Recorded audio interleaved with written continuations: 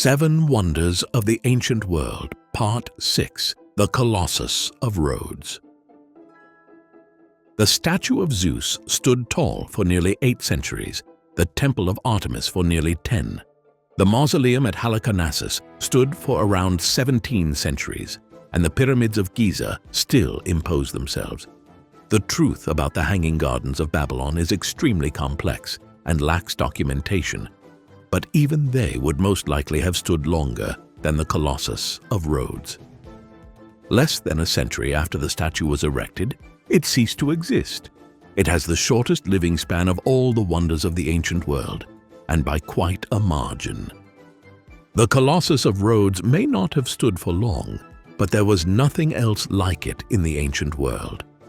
But before we get to the Colossus, we need to take a look at Rhodes.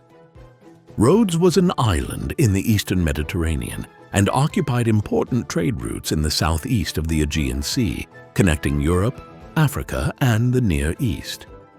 In the aftermath of Alexander the Great's military campaigns, when more and more cities started to pop up in the east, its importance increased exponentially.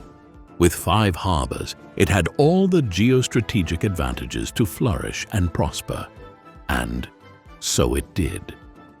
But the island was not exempt from the region's commotion. In fact, being a central trading hub, it was an open target for ambitious rulers. Let's head to the 3rd century BCE. Alexander's successors, or Diadochi, had snatched pieces of his empire. The city of Rhodes had aligned itself with one of them, Ptolemy I Soter, the founder of the Ptolemaic dynasty in Egypt that ended with Cleopatra VII. Ptolemy did not get along with the current ruler of Macedonia and Greece, another successor of Alexander called the One-Eyed Antigonus Thirst. Antigonus had had his eye on the island for some time, and he reached out to Rhodes to renounce ties with the Egyptians, effectively joining his side. He had 2 motivations: 1, the economic potential, and 2, because the massive naval fleet could cause problems in his conflict against Ptolemy. But when Rhodes declined his offer, he sent his son Demetrius I of Macedon to attack the island around 305 BCE. He laid siege to the city with 40,000 troops, pirates, and catapults for an entire year. He even brought a special engineering corps to build a 150-foot tower mounted on iron wheels to penetrate the fortifications. It was a special machine with water tanks on all of its 9 stories to combat the oncoming fireballs. But the Rhodians were no slouches either. They flooded the area around the city, and the tower ended up in muddy marshes, unable to move. With his siege weapons wasted and enemy reinforcements arriving, Demetrius panicked and left. There was a lot of abandoned siege material left behind. The city melted some of it down into bronze. The rest they sold off for a chunky profit. After all, when you're getting something for free, the entire revenue is the profit. Now, with heaps of bronze and a ton of cash on their hands, some 300 talents, close to 5 million USD in the current market, the Rhodians had to decide what to do with all of it. In the end, they chose to celebrate their victory and the resumption of their freedom by building a massive statue. The statue would portray Helios, their patron god, as an expression of their gratitude for his divine assistance in defending the city. Helios, as some of you might have guessed, was an anthropomorphized form of the sun. Hesiod says in his Theogony that he was the son of Hyperion and Thea. Selene, the moon, and Eos, the dawn, were his siblings, and his son Pasiphae was struck down by Zeus. The sun god appears in several Greek myths, but most importantly, he drags the sun across the sky as he rides his golden chariot every day from east to west. A quadriga, a chariot and 4 horses, was thrown into the sea every year as an offering to the sun. The guardian of oaths and the god of sight, had several cults, and his worship was a staple of the island. The island's name, in fact, is a nod to the nymph Rhodes, who bore 7 sons to Helios. 3 grandsons of these sons were patrons of Camirus, Ialissus, and Lindus, 3 major settlements on the island. Every 5 years, the island hosted Haliaea, the Panhellenic Games. From the 5th century BCE onward, Apollo and Helios were linked together, and this association only became stronger as time went on. The man responsible for bringing this deity to life was the Rhodian sculptor Chares of Lindos, who was the pupil of Alexander's sculptor Lysippus. There is still debate as to how he was able to construct a sculpture that was what Pliny the Elder believes no less than 70 cubits in height. The 2nd century Greek engineer Philo of Byzantium wrote that the statue would have required 12 to 13 tons of bronze, an operation that involved the bronze industry of the entire world. As to how it was achieved, that's part of the wonder.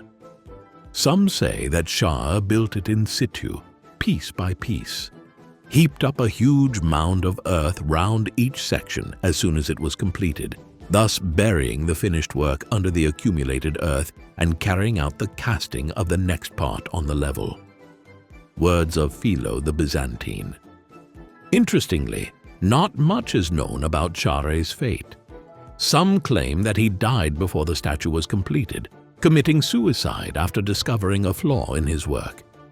Others think he killed himself after realizing the vast number of resources required for such a momentous task. Nevertheless, the construction finished in 280 BCE. The exact location of the statue is unknown. The most probable spot is the eastern side of the harbor. It portrayed a man wearing a crown of rays with one of his hands held high, most likely naked or wearing a small piece of cloth. Some believe that the Colossus was posed with his legs spread apart, one on each side of the harbor, so that the ships would pass through its legs. This is, unfortunately, not true. While it certainly would have been a cool concept, it would not have been the most dignified of stances for the god of the sun. On a more practical note, the Rhodians would have not closed off their harbor for construction for 12 years. This image stems from a 16th century engraving by Maerten van Heemskerk, in which ships can be seen passing through the statue's legs. The real statue would have cast an imposing figure, sized almost as high as the Statue of Liberty without the base. For context, the Statue of Liberty is 34 meters from heel to toe, so a couple of meters less than that. It was so majestic that travelers from the Roman world went back and started constructing harbor entrances of their own. The one is Ostia, in particular, is said to have been influenced by the Colossus. Greek anthologies attribute the following poem to the Colossus, with some suggesting that these words were inscribed at the base. To you, Helios, yes, to you, the people of Dorian Rhodes raised this Colossus high up to the heaven after they had calmed the bronze wave of war and crowned their country with spoils won from the enemy. Not only over the sea but also on land, they set up the bright light of unfettered freedom. And in poetic fashion, Helios was only able to hold his posture for 56 years.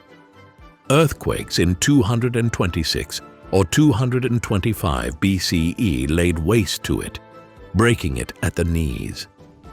Ptolemy III offered to pay for its reconstruction, but the oracle the Rhodians had consulted advised against it. They believed that the statue might have offended the god.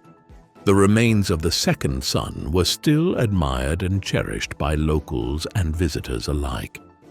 Pliny the Elder, who would have visited it in the 1st century CE, wrote, "Even as it lies, it excites our wonder and admiration.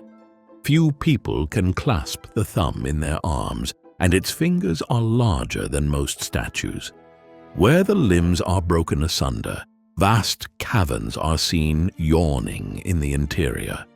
Within it, too, are to be seen large masses of rock, by the weight of which the artist steadied it while erecting it.